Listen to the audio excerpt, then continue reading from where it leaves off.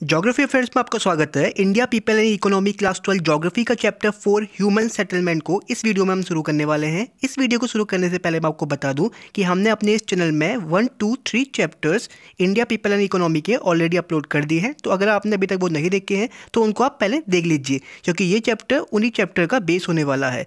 और अगर आप CUET की प्रिपरेशन कर रहे हैं या अगर आप बोर्ड की प्रिपरेशन कर रहे हैं तो ये वीडियो आपके लिए काफ़ी ज़्यादा इन्फॉर्मेटिव होने वाली है, क्योंकि इस वीडियो के अंदर हमने ह्यूमन सेटलमेंट से रिलेटेड हर छोटी छोटी डिटेल को कवर किया हुआ है। तो चलिए शुरू करते हैं।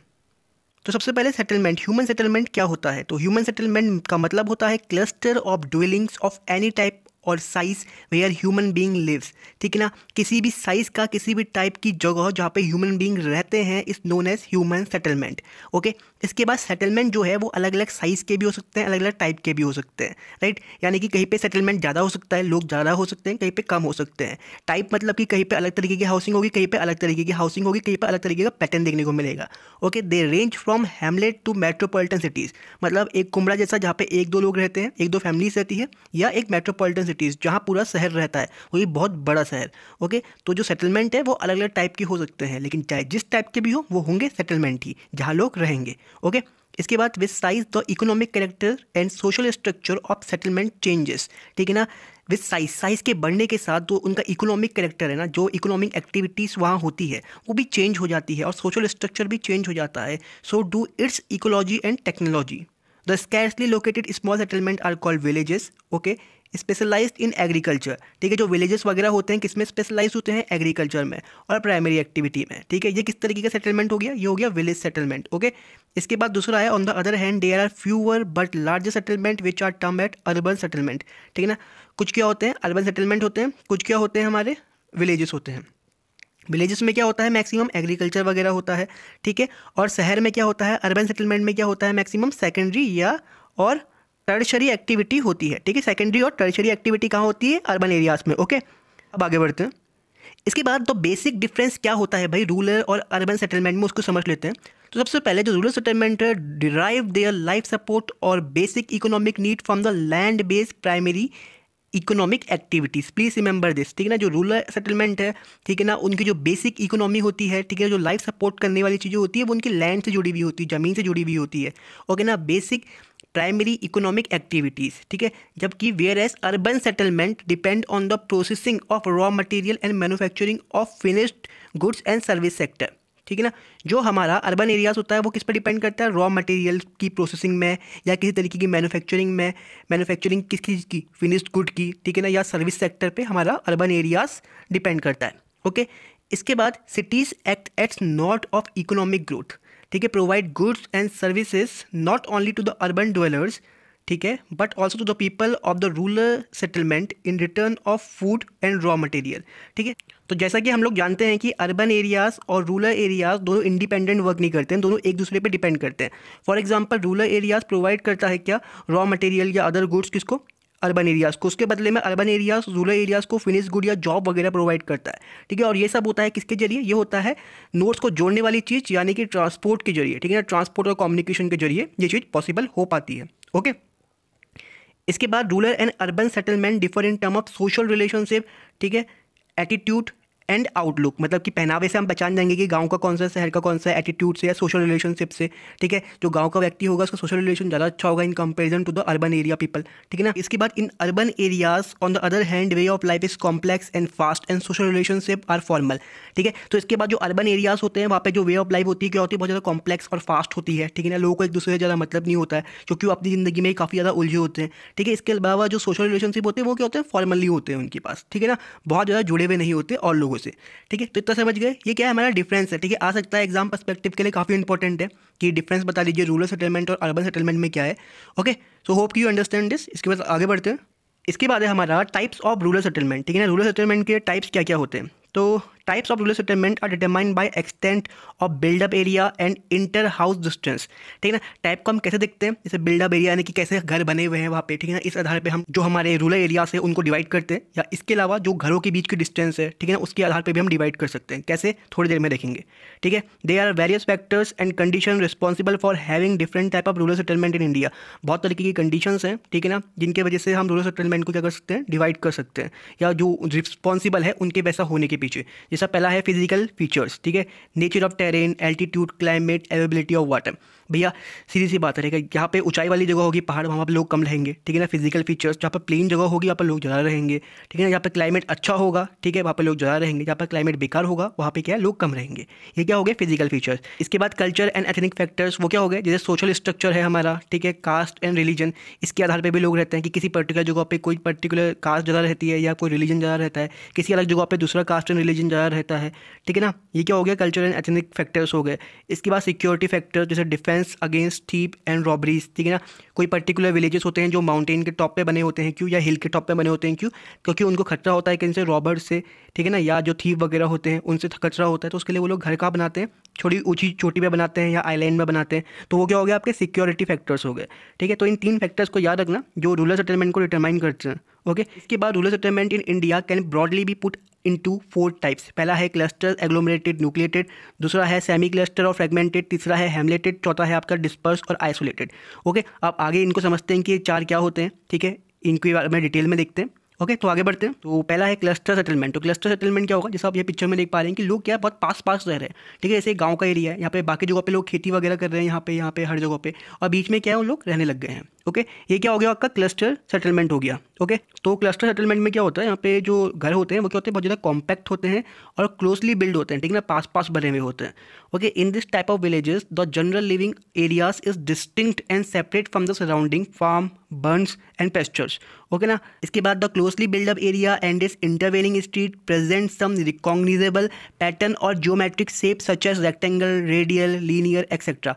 सच settlement are generally found in the fertile alluvial plain and in the north eastern states, ठीक है ना। तो यहाँ पे क्या है ना कि कुछ जो क्लोजली बिल्डअप एरियाज होते हैं ये किसी तरीके का पैटर्न भी बना सकते हैं, जैसे रेक्टेंगल पैटर्न बन गया, ओके ना, रेडियल पैटर्न बन गया आपके पास, लीनियर पैटर्न बन गया आपके पास, ठीक है ना। तो ये पैटर्न याद रखना कि ये पैटर्न भी बना सकते हैं, और ये पैटर्न ये हमें जनरली देखने को मिलते हैं, कहाँ देखने को मिलते हैं, एलुवियल प्लेन में, ठीक है ना। फर्टाइल एलुवियल प्लेन कहाँ का, यूपी वगैरह का, या नॉर्थ ईस्टर्न जो स्टेट है वहाँ पे देखने को मिल जाते हैं, ओके। तो इतनी चीज़ें याद रखना है यहाँ पे कि ये प्लेन वगैरह कहाँ मिलते हैं या क्लस्टर सेटलमेंट कहाँ होता है।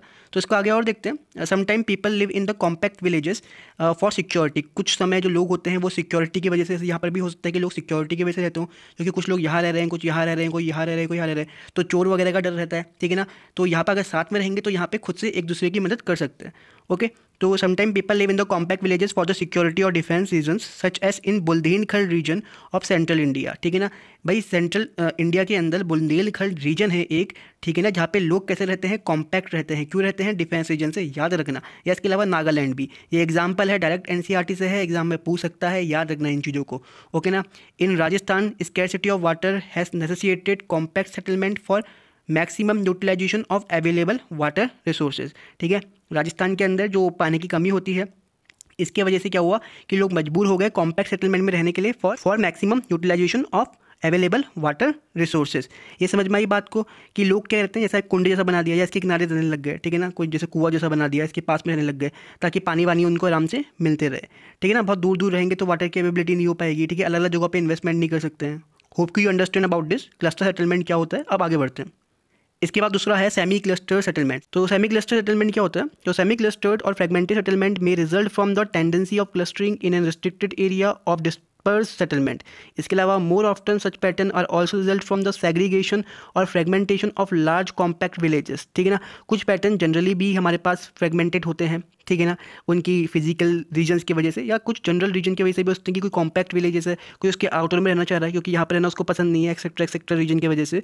इन द केस वन और more sections of village society choose और force to live little away from the main cluster villages. बस कई बार क्या होता है कि ये मेन विलेजेस है तो यहाँ पे कुछ पर्टिकुलर सोसाइटी को, ठीक है ना, किसी पर्टिकुलर रीजन की वजह से फोर्स किया जाता है कि आप गांव के बाहर रहें या कहीं और रहे, या थोड़ा दूर पे रहे, थोड़ा डिस्टेंस पे रहे, ओके ना। ये भी रीज़न हो सकता है सेमी क्लस्टर सेटलमेंट का, ठीक है ना। इसके अलावा in such cases generally the land owning and dominant community occupy the central part of main villages, whereas people of lower strata of society and minimal workers settle on the outer flanks of the villages, ठीक है ना। कई बार क्या होता है कि जो land area है, ठीक है ना, एक डोमिनेंट कम्युनिटी है किसी गांव के अंदर, वो लोग ओन करती है, तो उनके वजह से क्या होता है कि वो बाकी कम्युनिटी को जो लोअर स्टेटा की है उनको फोर्स करती है कि आप गाँव के बाहर रहें, ठीक है ना। इसके बाद such settlement are wide spread in Gujarat plain and some part of Rajasthan. Exam में क्वेश्चन आएगा कि सेमी क्लस्टर सेटलमेंट कहाँ होता है, तो भैया कहाँ होता है, आपका गुजरात प्लेन में होता है या आपके राजस्थान में होता है, ओके। प्लीज रिमेंबर दिस कि सेमी क्लस्टर सेटलमेंट कहाँ होता है।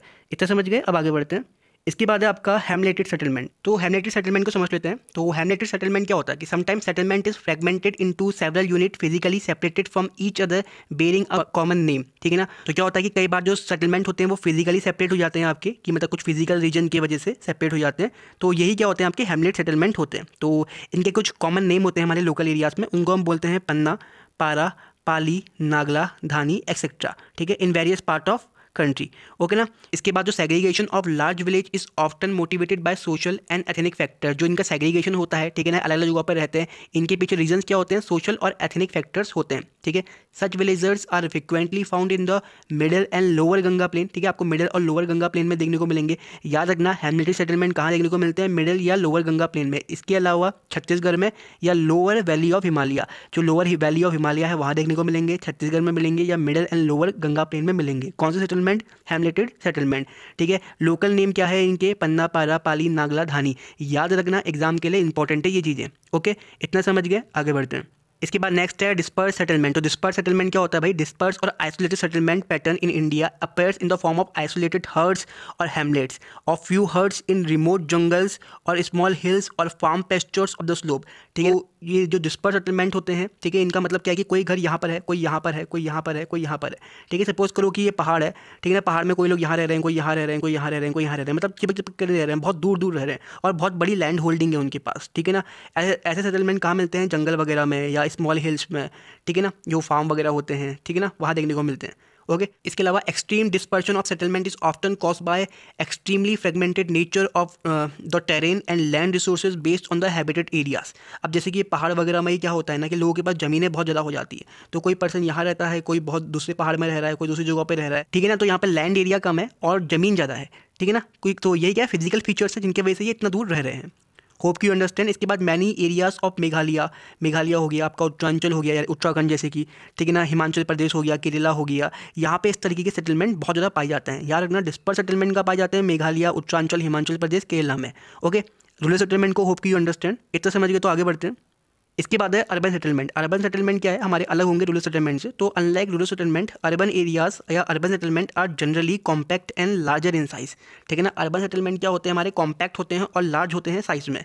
Okay, they are arrange in variety of non agriculture, economic and administrative functions. हम लोग जानते हैं कि अर्बन एरियाज के अंदर नॉन एग्रीकल्चर लिखा है ये, कि एग्रीकल्चर एक्टिविटीज़ बहुत कम होती होंगी। ठीक है ना, 75% से ज़्यादा हमारी क्या होती होंगी, नॉन एग्रीकल्चर एक्टिविटीज़ होती होंगी, या किसी तरीके का एडमिनिस्ट्रेटिव फंक्शन या इकोनॉमिक फंक्शन होता होगा। ओके, इसके बाद cities are functionally link to the rural areas. Obviously cities भी फंक्शनली लिंक होती है रूरल एरियाज के साथ, ठीक है ना, ग्राउंड एरियाज में। ठीक है ना, दस exchange of goods and services is perform sometime directly and sometimes through the series of market towns and cities. ठीक है ना, जो इनके बीच में एक्सचेंज होता है भाई, गांव में चीज़ें उगती हैं जो वो शहर वालों को चाहिए, राइट और रॉन्ग, राइट ना, तो लोगों को वो चीज़ें चाहिए, तो क्या होता है कि गांव और शहर आपस में लिंक होते हैं। ठीक है ना, भले वो छोटी छोटी सिटीज़ के थ्रू होते हैं वो लिंक, या कैसे भी होते हो, लेकिन लिंक होते हैं। ओके, होप यू अंडरस्टैंड कि व्हाट इज अर्बन सेटलमेंट। इसके बाद आगे पढ़ते हैं। तो उसके बाद है evolution of towns in India. तो इसको समझ लेते हैं, ये टॉपिक क्या है कि जो टाउन है वो town flourish since pre historic time in India. Towns जो है लिखने के लिए अच्छा पॉइंट है कि बहुत पहले से ही फ्लोरिश होते आए हैं इंडिया में। ठीक है ना, इसके बाद even at the time of Indus valley civilization, जो इंडस वैली सिविलाइजेशन थी, सिंधु घाटी सभ्यता, उसके टाइम पे भी जैसे टाउन्स हुआ करते थे, जैसे हड़प्पा हो गया, मोहनजोदारो हो गया, ऐसे टाउन हमारे पास एग्जिस्ट करते थे। Okay, the following period has witness evolution of town. इस समय ने क्या देखा है, इवोल्यूशन होते हुए देखा है टाउन का। ओके, इसके बाद it continue with periodic ups and down until the arrival of European in India in the 18th century. Europeans के आने से पहले तक का अप्स एंड डाउन आते रहे, जैसे मुगल भी आए थे बीच में। ठीक है ना, तो 18th सेंचुरी से पहले, तो इस समय तक का हमने काफ़ी ज़्यादा अप्स एंड डाउन देखे हैं कि हमारे कई ज़्यादा शहर जो है वो तबाह कर दिए गए, तोड़ दिए गए थे, एक्सेट्रा एक्सेट्रा। ठीक है, on the basis of the evolution in different period Indian towns can be classify as ancient town, medieval town और मॉडर्न टाउन। एंशियंट क्या हो गए, बहुत पुराने, मेडिवल क्या हो गए, मीडियम पीरियड के, ठीक है ना, और मॉडर्न टाउन क्या हो गए, आजकल के। ठीक है ना, होप यू अंडरस्टैंड। अब इसको डिटेल में देखते हैं आगे। तो सबसे पहले एंशियंट टाउन क्या होता है भैया, एंशियंट टाउन क्या होता है, and there are number of towns in India having historical background spacing over 2000 year, ठीक है ना। हमारे पास बहुत सारे एंशियंट टाउन है ऑलरेडी कंट्री के अंदर, जिनकी एज जो है वो ऑलमोस्ट 2000 साल से बसे हुए हैं, या मतलब वहाँ पे लोग रह रहे हैं बहुत लंबे समय से, ठीक है। Most of them develop as a religious और कल्चरल सेंटर, ठीक है। बहुत सारे लोग जो बहुत सारी जगह है वो धार्मिक या कल्चरल सेंटर्स के तौर पर बनी है, जैसे वाराणसी वगैरह। ओके, तो Varanasi is the important town among this, ठीक है। वाराणसी सबसे इंपॉर्टेंट है हमारा इन सब में। इसके अलावा प्रयागराज, जिसको हम इलाहाबाद भी बोलते हैं, ठीक है ना, अब नया नाम उसका प्रयागराज ही है, ठीक है। पाटलिपुत्र, पटना, मदुरई, ठीक है ना, चेन्नई, ये मदुरई ये हमारा तमिलनाडु के अंदर आता है, ठीक है ना। ये एग्जाम्पल है हमारा किसका, ancient towns in a country का, ठीक है। इसके बाद है मेडिवल टाउन्स, ठीक है ना। ये क्या है, अबाउट 100 ऑफ एग्जिस्टिंग टाउन, जो आज के समय में मौजूद टाउन्स है 100 से ज़्यादा, वो क्या है, मेडिवल पीरियड में बने थे, ठीक है ना। Most of them develop as a headquarter of princely और किंगडम्स, ठीक है। जो प्रिंसली स्टेट से हमारे या कोई किंगडम वगैरह था, तो उनका जो हेडक्वार्टर था, मोस्ट ऑफ देम आर दोस्त, ठीक है। इसके बाद these are 4 town which come up with the ruins of ancient towns, ठीक है ना। जो पुराने ही टाउन्स जो थे, ठीक है ना, उनके रून्स के साथ क्या था, नए बने हुए उसी में, ठीक है ना। 4 टाउन बोलते हैं इनको, ठीक है। Important among them are Delhi, ठीक है, हैदराबाद, जयपुर, लखनऊ, आगरा, नागपुर। ये क्या है हमारे, देखो एग्जाम में आपसे पूछेगा कि from these of the following towns आपका मेडिवल टाउन्स कौन सा है। ऑप्शन दे देगा दिल्ली, हैदराबाद, जयपुर, लखनऊ, और साथ में उसने दे दिया आपका कलकत्ता, ठीक है। तो आपको ऑप्शन टिक करना पड़ेगा कौन सा नहीं है, मैं कलकत्ता में। ओके, तो ये ऑप्शंस आपको याद रखने हैं कि कौन से मेडिवल टाउन के अंदर आते हैं, कौन से एंशिएंट के अंदर आते हैं। ओके, तो ये एग्जाम्पल आपके मोस्ट इंपॉर्टेंट है। Hope you understand this. इसके बाद आगे बढ़ते हैं। इसके बाद आपका मॉडर्न टाउन। तो भैया मॉडर्न टाउन क्या होता है, the British and other Europeans have develop a number of towns in India. जो हमारे ब्रिटिशर्स थे या यूरोपियंस थे, इनने बहुत सारे टाउन्स बनाए इंडिया के अंदर। Starting their foothold on the coastal location, they first develop some trading ports such as Surat, Daman, Goa, Pondicherry etcetera. तो जैसे जब ब्रिटिशर्स यहाँ इंडिया में आए थे तो व्यापार के लिए आए थे, तो व्यापार कहाँ से होता है भैया, कोस्टल रीजन से होता है। तो सबसे पहले उन्होंने कोस्टल टाउन बसाए, जैसे सूरत हो गया, दमन हो गया, गोवा, पौंडुचेरी, अलग अलग जगहों पे। ओके, इसके बाद the britisher later consolidated their hold around the principal node, जैसे मुंबई, बॉम्बे वगैरह हो गया, ठीक है, चेन्नई जिसको हम पहले मद्रास बोलते थे, कलकत्ता, ठीक है ना, have build their British style, ठीक है ना, ब्रिटिश स्टाइल में ये शहर बसे हुए थे। इसके बाद rapidly extending their dominance either directly और through the control over the princely state, या तो उन्होंने डायरेक्टली कंट्रोल किया या पहले प्रिंसली स्टेट पे कंट्रोल किया फिर कंट्री पे कंट्रोल किया। Okay, they stabilise their administrative centre, इन्हें अपने एडमिनिस्ट्रेटिव सेंटर्स बनाए, हिल टाउन बनाए, ठीक है, समर रिजॉर्ट वगैरह बनाए, हिल टाउन वगैरह बनाए, ये सब बनाए, ठीक है। इसके अलावा इनने added new civil administrative and military areas to them, ठीक है ना। जो अलग अलग तरीके के एडमिनिस्ट्रेटिव मिलिट्री एरियाज हैं, समर रिजॉर्ट है, ठीक है ना, हिल टाउन्स है, एडमिनिस्ट्रेटिव टाउन्स है, ये सब इनने बनाए थे, कितने ब्रिटिशर्स ने। Okay, Okay, towns based on the modern industry also evolved after 1850. Jamshedpur can be cited as example. Okay, तो एक हमारे पास और एग्जाम्पल है मॉडर्न इंडस्ट्रियल टाउन का। भैया नाम क्या उसका, जमशेदपुर। एग्जाम पर्सपेक्टिव के लिए अच्छा है क्वेश्चन। कब बना था, 1850 के बाद। ओके, इसके बाद independence, a large number of towns have been develop as administrative headquarter. Independence के बाद भैया कौन कौन से टाउन हमारे बने थे ऐसा एडमिनिस्ट्रेटिव हेडक्वार्टर, याद रखना, ठीक है। चंडीगढ़ बना था, भुवनेश्वर बना था, गांधीनगर बना था, दिसपुर बना था, ठीक है। एग्जाम में पूछेगा आपसे अमंग द फॉलोइंग 4 ऑप्शंस इनमें से कौन सा है जो आपका मेडिवल टाउन नहीं है। तो जो हैं उनके नाम याद रख लेना, चंडीगढ़ का, भुवनेश्वर का, गांधीनगर का, दिसपुर का। ये सब कब बने हैं, आज़ादी के बाद बने हैं, ठीक है। ये क्वेश्चंस आते हैं और आए हुए हैं पहले भी। ओके, इसके बाद इंडस्ट्रियल सेंटर्स कौन कौन से हैं भैया, दुर्गापुर, भिलाई, सिंदरी, ठीक है, बरौनी। ये इंडस्ट्रियल सेंटर्स के नेम भी बहुत इंपॉर्टेंट है, याद कर लेना, ठीक है। इसके बाद सम ओल्ड टाउन और develop as satellite towns around metropolitan cities such as Ghaziabad, Rohtak, Gurgaon and Delhi, ठीक है। कुछ ओल्ड टाउन्स हैं वो भी डेवलप हुए हैं सेटेलाइट टाउन की तरह, ठीक है। सेटेलाइट टाउन्स के एग्जाम्पल पूछेगा तो क्या है, गाजियाबाद है, रोहतक है, गुड़गांव है एंड दिल्ली है। ये क्या है आपका, जो आपका हमारा नेशनल कैपिटल है, ठीक है, कैपिटल के अराउंड बिल्ड है ये जगह। ओके, तो होप यू अंडरस्टैंड कि दिल्ली के अराउंड कौन कौन सी चीज़ें हमारी बनी हुई है, ठीक है, कैपिटल के अराउंड, गाजियाबाद, रोहतक, गुड़गांव वगैरह, ठीक है। होप यू अंडरस्टैंड कि मॉडर्न टाउन क्या होता है, इतना समझ गए तो आगे बढ़ते हैं। इसके बाद है हमारा अर्बनाइजेशन इन इंडिया। तो भैया अर्बनाइजेशन इन इंडिया के अंदर हम पढ़ते हैं तो level of urbanisation is measures in term of percentage, ठीक है। तो हम अर्बनाइजेशन को कैसे मेजर करते हैं भैया, परसेंटेज के टर्म में, कि कितनी परसेंटेज है, ठीक है ना, किसी पर्टिकुलर रीजन में, या कितनी परसेंटेज हम ग्रो कर रहे हैं, ठीक है ना। तो अर्बनाइजेशन किस टर्म में हमारा मेजर किया जाता है, परसेंटेज के टर्म पे। ओके, इसकी बात है तो level of urbanisation in India 2011 में कितना है, 31.16, यानी कि हमारी 31.116 पॉपुलेशन हमारी कहाँ रह रही है भैया, शहर में रह रही है। Okay, which is quite low in comparison to the developed countries. Developed countries में ये जो हमारा आंकड़ा है काफ़ी ज़्यादा रहता है, कहीं कहीं तो 90% से ज़्यादा हमारी अर्बन पॉपुलेशन होती है। कहाँ, डेवलप कंट्रीज़ के अंदर। बट हमारे वहाँ ये आंकड़ा अभी भी कम है, लेकिन ये बहुत तेज़ी से चेंज हो रहा है और हमारे वहाँ अर्बन पॉपुलेशन बहुत तेज़ी से ग्रो कर रही है। Okay, enlargement of urban centers and emergence of new towns have played a significant role in the growth of urban population and urbanization in the country। ठीक है ना, enlargement of urban centers, ठीक है ना, urban settlement जो बड़े हो रहे हैं धीरे धीरे, ठीक है, जो नए टाउन्स बन रहे हैं हमारी कंट्री के अंदर, ये एक सिग्निफिकेंट रोल प्ले कर रहे हैं किसमें, growth of urban population and urbanisation जो कंट्री के अंदर हो रहा है उसमें।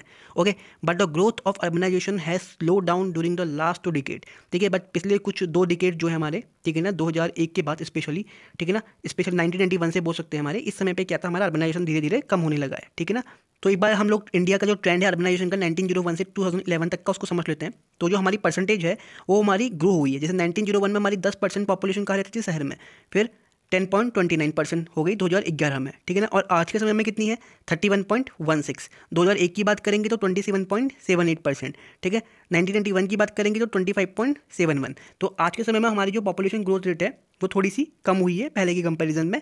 ठीक है, ये जैसे यहाँ पे देख सकते हो 31.13 है, फिर 2011 में हमने देखा कि 31.08 हो गया। जो ट्रेंड है ना पॉपुलेशन ग्रो का वो थोड़ा सा कम हो गया, लेकिन ओवरऑल जो पॉपुलेशन है वो शहर की काफ़ी ज़्यादा बढ़ती जा रही है क्योंकि आबादी बहुत है हमारे वहाँ, और आने वाले समय में अर्बन पॉपुलेशन हमें और ज़्यादा देखने को मिलेगी। ये हम इस परसेंटेज से देख सकते हैं। ठीक है ना, इस आंकड़ों से हम लोग समझ सकते हैं कि यहाँ से देखो पहले 10% थी, अब कितनी है 31.16, तो धीरे धीरे करके ये और ज़्यादा बढ़ेगी। ओके, तो होप कि you understand what is urbanisation in India. Okay, इसके बाद आगे बढ़ते हैं। ओके, तो census of India classify urban centres into 6 classes. तो जो हमारा सेंसस ऑफ इंडिया है क्लासीफाई करता है अर्बन सेंटर्स को कितने पार्ट में, 6 क्लासेस में। ओके ना,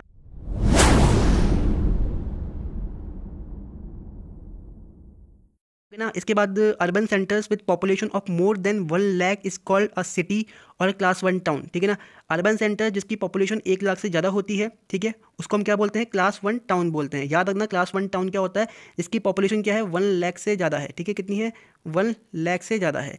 okay, hope you understand this. इसके अलावा हमारे पास कितने अर्बन सेंटर्स होते हैं, 6 क्लासेस है हमारी अर्बन सेंटर्स के अंदर। ठीक है, कितनी क्लासेस हैं, 6 क्लासेस हैं।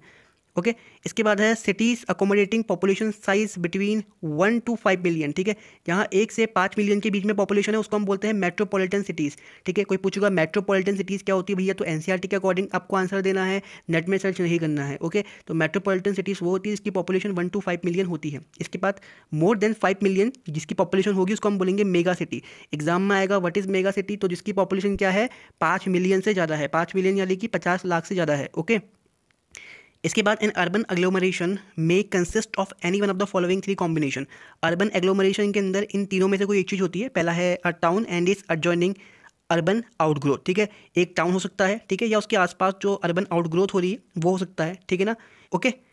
इसके बाद है 2 और मोर कंटिन्यूअस टाउन और विदाउट देयर आउटग्रोथ। ठीक है, 2 या 2 से ज़्यादा जुड़े हुए आपके टाउन्स हो सकते हैं कहीं पे। ठीक है, 2 या 2 से ज़्यादा टाउन हो सकते हैं पास पास पे, और इन्हीं की फर्दर ग्रोथ हो सकती है। ओके ना, आउट ग्रोथ नहीं होगी, इन्हीं की फर्दर ग्रोथ होगी। ओके, इसके बाद अ सिटी, एक सिटी हो सकती है या उससे ज़्यादा क्या हो सकता है, टाउन हो सकता है। ठीक है, with their out growth together forming a continuous spread. Okay, तो होप यू अंडरस्टैंड कि ये क्या है, अर्बन एग्लोमरेशन कैसे होता है, कि अर्बन जमावड़ा कैसे लगता है। ठीक है, कोई सिटी आसपास में हो जाएगी, ठीक है ना, या फिर क्या होगा कि किसी पर्टिकुलर सिटी का एक आउट ग्रोथ बहुत ज़्यादा हो जाएगा। ठीक है, क्योंकि उनकी इकोनॉमिक एक्टिविटीज़ बहुत ज़्यादा बढ़ रही है। ठीक है, अलग अलग रीजन्स की वजह से क्या होगा, एग्लोमरेशन होगा। ठीक है, यहाँ से 3 पॉइंट जो है वो देख लेना एक बार, एग्जाम के लिए काफ़ी ज़्यादा इंपॉर्टेंट है। ओके, इसके बाद more than 60% of urban population in India live in class 1 town. ठीक है, ये क्लास 1 टाउन है हमारा, यहाँ पे हमारी 60% से ज़्यादा पॉपुलेशन रह रही है। आप यहाँ डायग्राम में भी देख सकते हैं। ठीक है, ये डिस्ट्रीब्यूशन ऑफ पॉपुलेशन का डायग्राम है।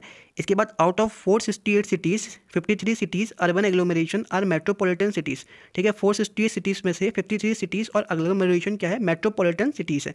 यानी कि हमारे पास जो ज़्यादातर सिटीज़ उनका साइज़ काफ़ी बड़ा है। ठीक है, 6 of them are mega cities with population over 5 million each. 5 हमारे पास क्या है, मेगा सिटीज़ हैं। ठीक है, more than 1/5 21% of urban population live in the mega cities. ठीक है ना, हमारे पास जो मेगा सिटीज़ हैं वो कम है, कितनी है, कम है। ठीक है ना, बट जो हमारी 21% पॉपुलेशन जो हमारे पास रहती है वो कहाँ रहती है, हमारी मेगा सिटीज़ में रहती है। याद करना इंपॉर्टेंट डेटा है। ठीक है, जब हम हमारे पास अर्बन सिटीज़ की बात करते हैं, ठीक है, या मेगा सिटीज़ की बात करते हैं, तो मेगा सिटीज़ में ग्रेटर मुंबई सबसे बड़ा एग्लोमरेशन है, यहाँ सबसे ज़्यादा पॉपुलेशन रहती है। ग्रेटर मुंबई के बाद दिल्ली, कलकत्ता, चेन्नई, बेंगलुरु, हैदराबाद, ये क्या हमारी बाकी के मेगा सिटीज़ है। इनका सीक्वेंस भी याद कर लेना, असेंडिंग डिसेंडिंग ऑर्डर में पूछता है एग्जाम में, एग्जाम पर्सपेक्टिव के लिए काफ़ी इंपॉर्टेंट है। ओके, ठीक है। इसके बाद है फंक्शनल क्लासिफिकेशन ऑफ टाउन। तो फंक्शनल क्लासिफिकेशन क्या होते हैं टाउन्स के? तो towns and cities specialise in certain function. तो भैया हम लोग जानते हैं कि कोई टाउन होगा या सिटी होगा वो बसा है क्योंकि उसका कोई स्पेशल क्या है, फंक्शन है, ठीक है। And they are known for specific activity, product and services. वो किसी स्पेशल एक्टिविटी के लिए, प्रोडक्ट के लिए या सर्विस के लिए जाने जाते हैं, ऑब्वियस सी बात है, ठीक है। Each town perform a number of functions. Her town क्या करता है, एक नंबर ऑफ फंक्शंस परफॉर्म करता है।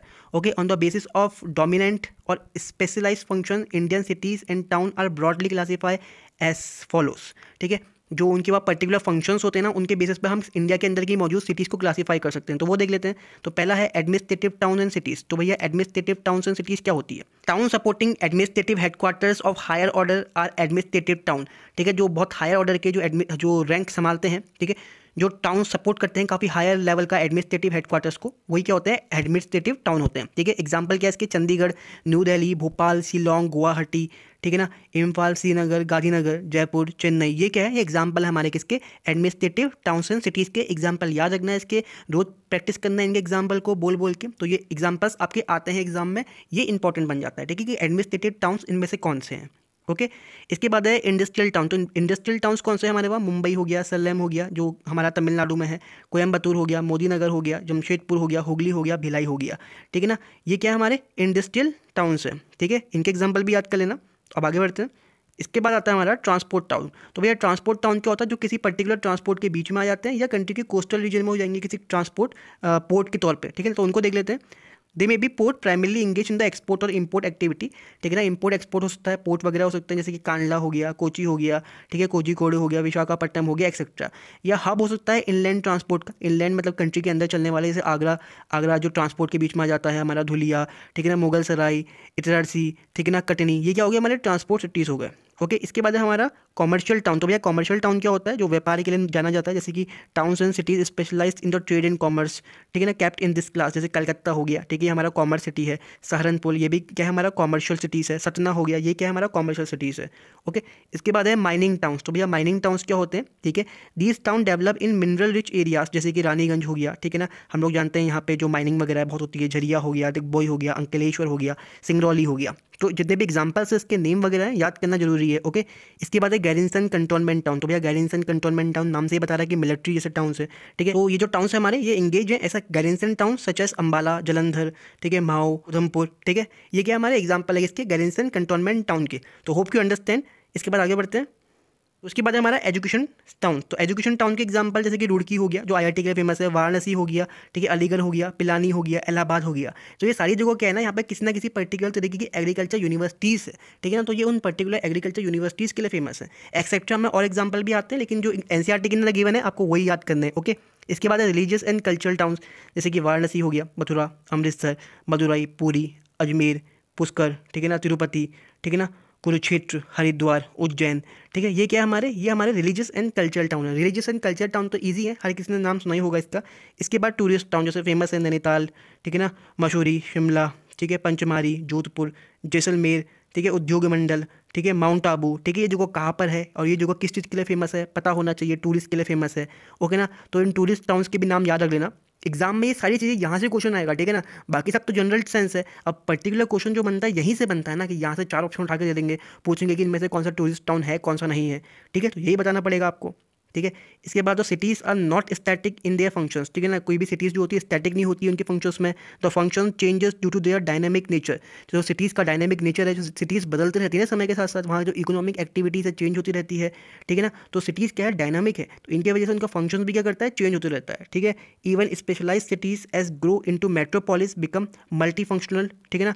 जो स्पेशलाइज सिटी होती है जब वो मेट्रोपोलिस बन जाती है तो वो मल्टी फंक्शंस हो जाती है, वहाँ पर बहुत सारे तरीके के फंक्शंस होने लग जाते हैं। Where in industries, business, administrative, transport etcetera इसके एग्जाम्पल है।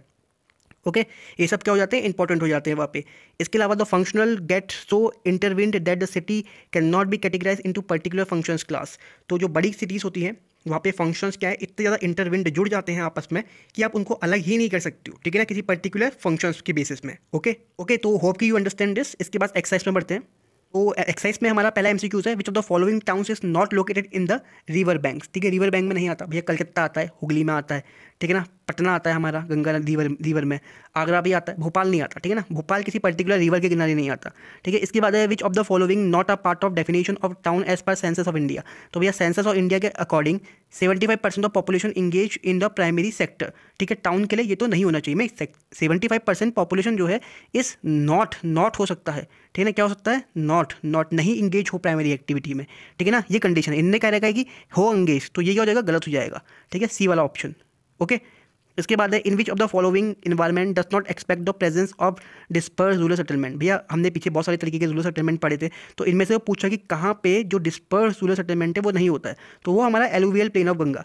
एलुवियल प्लेन ऑफ गंगा में क्या होता है ना, बहुत बड़े बड़े प्लेन्स होते हैं, तो लोग क्या है बीच में सेंटर में क्लस्टर बना के रहते हैं मोस्टली। ठीक है, तो यहाँ तो नहीं होता। ठीक है, एरिड में होता है, ठीक है, यहाँ लोग दूर दूर रहते हैं। लोअर वैली ऑफ हिमालय में होता है, फॉरेस्ट में होता है। ठीक है, इसके बाद है the following group of cities have arrange in sequence of their rank 1 2 3 4 in size. इनको इनके रैंक के अकॉर्डिंग हमको एक बार ऑप्शन चूज करना है, कौन सा सही है कौन सा गलत है। तो ग्रेटर मुंबई सबसे पहले, ठीक है, तो सही हो जाएगा, ग्रेटर मुंबई यहाँ भी है। फिर क्या है, कलकत्ता, बेंगलुरु, बेंगलोर तो नहीं होगा, कलकत्ता ही होगा, दिल्ली, चेन्नई, तो हम लोग ऑप्शन डी को टिक कर देंगे। ठीक है, ये ऑप्शन डी हो जाएगा, सही हो जाएगा, बाकी ऑप्शन के मुकाबले ये ज़्यादा सही है। ठीक है, तो होप यू अंडरस्टैंड दिस। इतना समझ गए तो आगे बढ़ते हैं। Answer the following questions in 30 word. 30 word में हमको आंसर करना है इन क्वेश्चंस को। What are garrison town and what is their function. भाई गैरिसन टाउन अभी भी पढ़ के आए हैं, मिलिट्री टाउन है, सिक्योरिटी पर्पस के लिए बने होते हैं। फंक्शंस क्या है, प्रोटेक्शन इनका फंक्शंस है, एग्जाम्पल वगैरह दे देना है इनके थोड़े से, ठीक है ना। इसके बाद how can one identify N urban agglomeration. Agglomeration को कैसे आप देख सकते हो, अर्बन एग्लोमरेशन, तो भैया पॉपुलेशन ज़्यादा होगी वहाँ पे, ठीक है ना, वहाँ की इकोनॉमिक एक्टिविटी क्या होगी, डाइवर्स होगी। 75% पॉपुलेशन क्या होगी आपकी, नॉन एग्रीकल्चरली इंगेज हो जाएगी। ठीक है, एग्रीकल्चर वगैरह बहुत कम होता होगा, मतलब कि वहाँ पे, ठीक है ना, लोग वहाँ पे सेकेंडरी या फिर आपकी क्वार्टरनरी एक्टिविटी में ज़्यादा इंगेज होंगे। ठीक है, कहाँ पे आपके, ठीक है, अर्बन एग्लोमरेशन में। ओके, बहुत बड़ी होंगी, साइज ज़्यादा होगा उसका, पॉपुलेशन ज़्यादा होगी, ठीक है ना। इसके बाद what are the main factors for the location of village in the desert region. ठीक है ना, कौन से फैक्टर्स है for the location of the villages in desert region. भैया पहला रीजन आपका बन जाता है हिस्टोरिक रीजन। ठीक है, कोई हिस्टोरिकली टाउन हुआ पहले से प्रेजेंट है तो वो उसका एक मेन रीजन है। ठीक है, या डेजर्ट एरिया के बीच में कहीं पे कोई पानी का सोर्स है, ठीक है, वो एक मेन रीजन हो सकता है वहाँ पे, ठीक है, विलेज का होने का। तो ये दो मेन रीजन है, हिस्टोरिक और वाटर की अवेबिलिटी किसी पर्टिकुलर स्थान पे होना, ठीक है ना। या इसके अलावा कल्चर या एथनिक फैक्टर्स भी आप लोग कह सकते हैं, ठीक है ना। Okay, hope you understand this. इसके बाद मेट्रोपॉलिटन सिटीज़ क्या होती हैं भैया। इंडिया के अकॉर्डिंग मेट्रोपॉलिटन सिटीज़ की पॉपुलेशन 1 to 5 मिलियन होती है, तो जो सिटीज़ की पॉपुलेशन 1 से 5 मिलियन होती है वो आपकी मेट्रोपॉलिटन सिटीज़ होती है। How they are different from the urban agglomeration. Urban agglomeration से वो कैसे डिफरेंट है मेट्रोपॉलिटन सिटीज़। मेट्रोपॉलिटन सिटीज़ क्या है कि एक एग्जैक्ट डिफाइंड है कि यहाँ पे पॉपुलेशन कितनी होगी, 1 से 5 मिलियन %, 1 से 5 मिलियन पॉपुलेशन यहाँ पे होगी, ठीक है। बट जो एग्लोमरेशन है, अर्बन एग्लोमरेशन है, ठीक है ना, ये क्या है, जस्ट एक बड़ी सिटी है, ठीक है। एक अर्बन एरियाज के मुकाबले क्या है, थोड़ी सी बड़ी सिटी है, कोई क्लियर कट डेफिनेशन नहीं है यहाँ पे अर्बन एग्लोमरेशन की, ठीक है। अर्बन एग्लोमरेशन में हर चीज़ जाती है, चाहे वो मेगा सिटी हो या मेट्रोपॉलिटन सिटी हो, बट मेट्रोपॉलिटन सिटी अपने आप में अलग है पॉपुलेशन के आधार पर, ठीक है। इसके बाद answer the following questions in 150 words, ठीक है। तो पहला है आपका discuss the features of different type of rural settlement. What are the factor responsible for the settlement pattern in different physical environment. भैया different type of rural settlement हमने discuss कर लिए हैं, कौन कौन से फैक्टर्स है जो रिस्पॉन्सिबल होते हैं डिफरेंट टाइप ऑफ फिजिकल, कौन कौन से फैक्टर्स है जो रिस्पॉन्सिबल होते हैं आपके सेटलमेंट पैटर्न के लिए डिफरेंट फिजिकल इन्वायरमेंट में, ये भी हमने यहाँ पे डिस्कस कर लिया था। Just back the video and see the answer. इसके बाद है can one imagine the presence of only one functional town, why do the city become the multi functional. Okay ना, क्या हम इमेजिन कर सकते हैं कि कोई पर्टिकुलर सिटी हो, ठीक है, आज की तारीख में जहाँ पे खाली एक ही फंक्शन हो रहा है पूरी की पूरी सिटीज़ में, ऐसा नहीं होता, ठीक है ना। हाँ, पर्टिकुलरली हम लोग बोल सकते हैं कि कोई पर्टिकुलर सिटी है जो क्या है आपका पोर्ट सिटी है, जो पोर्ट के किनारे है, ठीक है, पोर्ट सिटी है। यहाँ पर मेन जो इनका फंक्शन है वो पोर्ट पर ही डिपेंड कर रहा है, ट्रांसपोर्ट पर डिपेंड कर रहा है, ठीक है, कॉमर्स पर डिपेंड कर रहा है। ओके, ये हो सकता है, बट आज की तारीख पे जो सिटीज़ है वो आपकी मल्टी फंक्शनल क्यों जाती है, क्योंकि समय के साथ जो सिटी है उसकी पॉपुलेशन बढ़ती रहती है। क्या करती है, पॉपुलेशन बढ़ती रहती है, तो उसकी इकोनॉमिक एक्टिविटीज़ भी क्या करती है, चेंज करती है। अब वो खाली एक चीज़ पर डिपेंड नहीं कर सकती है, अब वो अलग अलग तरीके की इंडस्ट्रीज लेके आती है, जैसे education industry, health industry, tourism industry, इनको भी इंट्रोड्यूस करती है। क्यों, ताकि लोगों के पास जॉब आए, ठीक है ना, नई अपॉर्चुनिटी क्रिएट करती है वहाँ पे, हेल्थ या मतलब रिक्रिएशन जो भी ये चीज़ें कर सकती है वो करने की कोशिश करती है, ताकि हर किसी के पास प्रॉपर डिवीजन जाए, ठीक है ना। तो ये कई बार सिटीज़ जानबूझ के करती है या कई बार अपने आप हो जाता है क्योंकि उसकी पॉपुलेशन ऑटोमेटिकली इंक्रीज कर रही है। ओके, सिटीज़ जो है मल्टी फंक्शनल इसीलिए बन जाती है क्योंकि उनको अपनी जॉब को डाइवर्सिफाई करना है। ठीक है, खाली वो एक तरीके की जॉब पे डिपेंड नहीं कर सकती है। जैसे कि कोई पोर्ट सिटी है, अगर वो खाली पोर्ट पे डिपेंड कर रही है, सपोज करो कि कभी पोर्ट का वर्क नहीं चला, ठीक है, तो क्या, तो बाकी की पॉपुलेशन कहाँ जाएगी? तो इसीलिए वो अपने काम को डाइवर्सिफाई कर देती है, ठीक है ना, अलग अलग जगहों पे, ताकि जॉब जो है या इकोनॉमी का फ्लो है वो बना रहे properly. Hope you understand this. इसके बाद if you find the video informative so please like the video and subscribe the channel. Thank you for watching.